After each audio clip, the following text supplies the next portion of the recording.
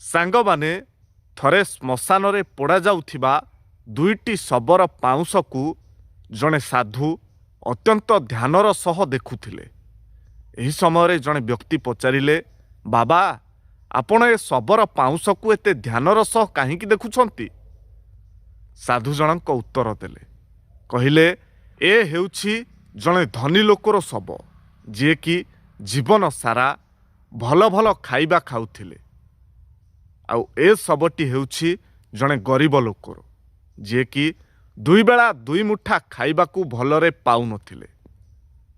କିନ୍ତୁ ମୁଁ ଦେଖୁଛି ଏମାନଙ୍କର ପାଉଁଶର ରଙ୍ଗ ତ ଏକାପରି, ହେଲେ ମଣିଷ ବଞ୍ଚିଥିବା ବେଳେ କ'ଣ ପାଇଁ ଏତେ ଗର୍ବ ଆଉ ଅହଙ୍କାର କରୁଛି ତାହା ମୁଁ ଏଠାରେ ଦେଖୁଥିଲି। ସାଙ୍ଗମାନେ ଏ ସମ୍ପର୍କରେ ଟିକିଏ ଭାବିବେ। ଆଉ ଯଦି ଭିଡ଼ିଓଟି ଆପଣମାନଙ୍କୁ ଭଲ ଲାଗିଥାଏ ତାହେଲେ ନିଶ୍ଚୟ ଗୋଟିଏ ସେୟାର କରିବେ।